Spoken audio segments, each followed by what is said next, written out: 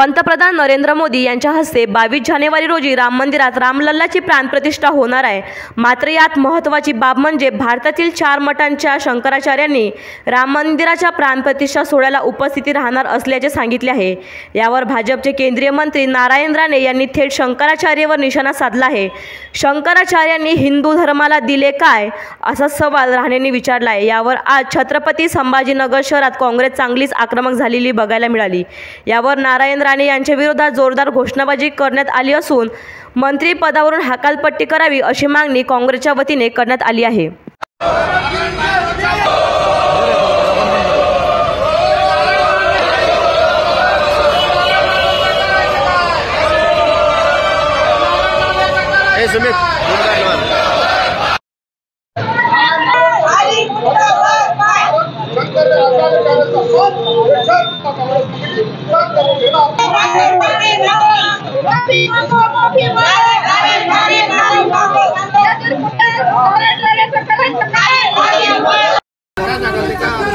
नारायण राणे यांनी आमचे आदरस्थान गुरु शंकराचार्य यांच्याबद्दल अपशब्द बोलले म्हणून शहर जिल्हा काँग्रेस कमिटी आणि जिल्हा काँग्रेस कमिटीतर्फे हे आंदोलन छेडण्यात आले आहे। आम्ही हे कदापि सहन करून घेणार नाही की जे आमच्या हिंदूच्या धर्मगुरूबद्दल एवढं वाईट बोलतात त्यांनी भाजपाने सोडलेलं हे पिल्लू आहे आणि याला आम्ही बिलकुल माफ करणार नाही। याला ठेचून काढू आणि तरच शांतराव आम्ही महिला भगिनी आता याच्यापेक्षाही जास्त मोठं आंदोलन करून माफ नाही करणार, याला कधीच एवढं बोलू।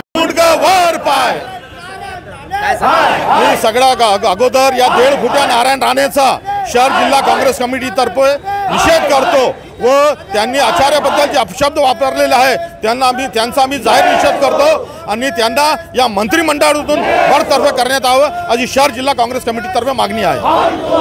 जिल्हा काँग्रेस कमिटीच्या वतीनं क्रांतीचे विजेते नारायण राणेच्या निषेधार्थ भव्य आंदोलन सुरू आहे। देशातल्या सर्व तमाम हिंदूंचा अपमान करणाऱ्या नारायण राणेला मंत्रिमंडळातून काढून टाकावे आणि हिंदूंचे धर्मगुरू शंकराचार्यांचा अपमान केला त्याबद्दल सुद्धा नारायण राणेने माफी मागावी आणि त्यांना मंत्रिमंडळातून काढून टाकावे हा मी मागणी करतो आणि त्यांचा निषेध करतो।